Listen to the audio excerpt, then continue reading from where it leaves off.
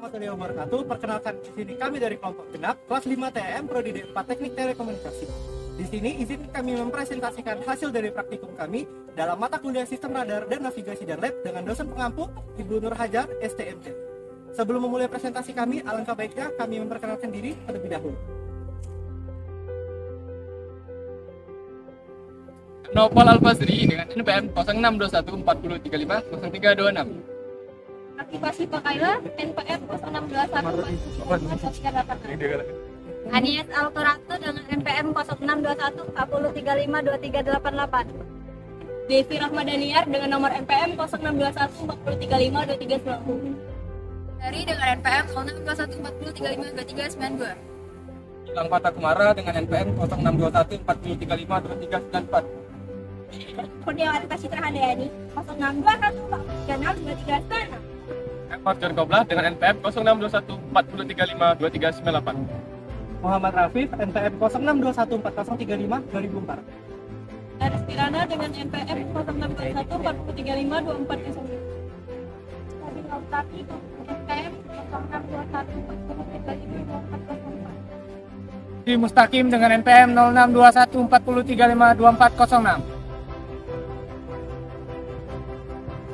Tujuan praktikum radar Klater ialah untuk mengidentifikasi perbedaan pola radar yang diakibatkan sekam pada penyamaran target.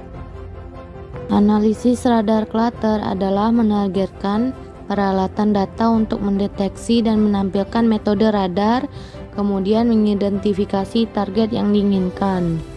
Radar clutter disebabkan oleh target tetap yang jarak selalu sama dari radar stasioner, maka target tetap konsisten dalam amplitudo, fase, dan modul yang dirancang khusus atau pindah target indikasi dapat mengidentifikasi dan melengkapinya. Untuk memindahkan peralatan radar atau terutama pesawat karena gerakan relatif perlu diperhitungkan sehingga meningkatkan daya komputasi yang diperlukan. Pemilihan radar clutter bisa mengubah arah sinyal dalam mencapai tingkat efektivitas yang optimal.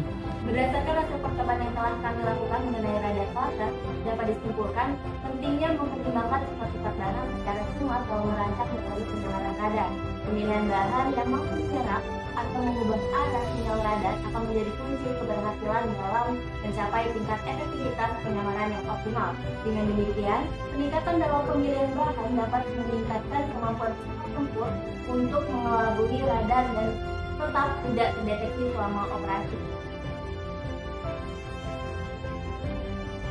Dari praktikum radar EQC mempelajari radar atau FPS, radar cross section dari target pesawat yang berbeda sudut pandangnya terhadap radar.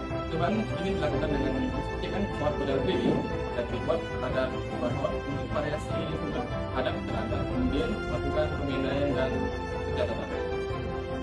Analisis dari percobaan radar equation, yaitu pada percobaan ini memberikan pemahaman lebih dalam tentang respon radar terhadap objek dengan orientasi yang berbeda.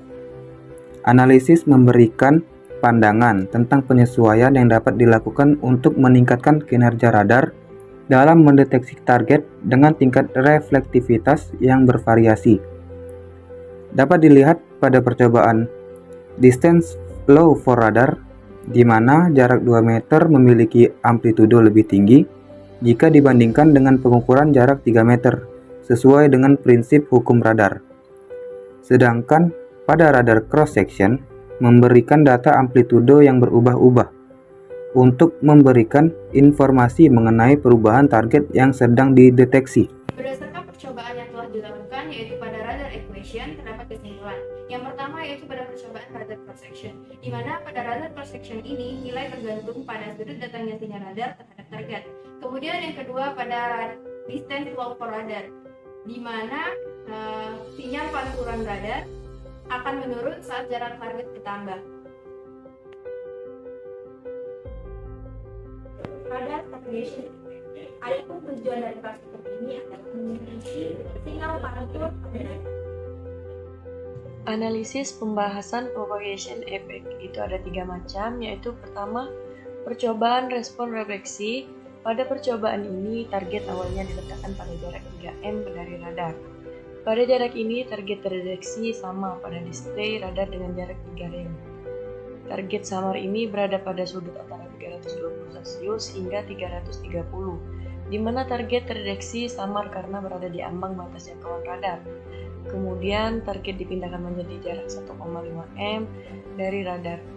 Namun, jarak 1,8 bukan 1,5 jarak sebenarnya. Hal ini menunjukkan bahwa kemungkinan disebabkan oleh lemahnya pantulan target sehingga tenggelam oleh noise dan tidak terdeteksi oleh scope. Kedua, yaitu percobaan Pro Reflection Response. Pada percobaan ini, target diletakkan pada jarak 1,5 dan dari radar. Target ini terdeteksi pada layar display radar pada jarak 1,5 rem, berada pada sudut antara 350 hingga 10 derajat. Pada tampilan scope, jarak target terbaca 1,67 m dengan amplitudo pantulan 8,16%. Meskipun target secara fisik berada pada jarak yang sama, namun radar membaca jarak target sebesar 1,67 m. Hal ini menunjukkan terjadi sedikit kesalahan pembaca.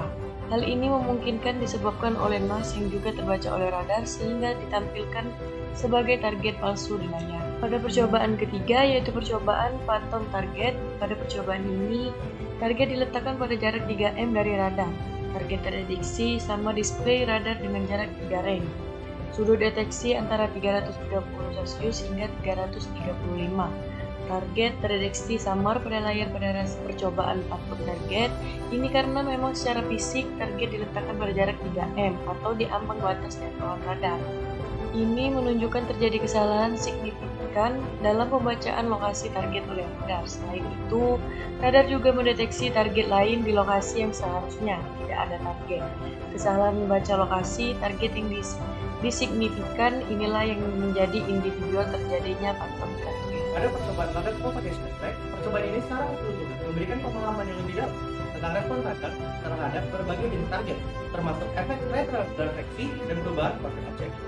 Pengamatan pada layar radar, baik dalam model PPI maupun scope, memberikan data yang berharga untuk menggambarkan karakteristik, deteksi, dan respon radar terhadap situasi yang ada. Sekian presentasi dari kelompok genap. Kami mohon maaf bila terjadi kesalahan dalam proses video. Kami akhiri. Wabillahi taufiq wal hidayah.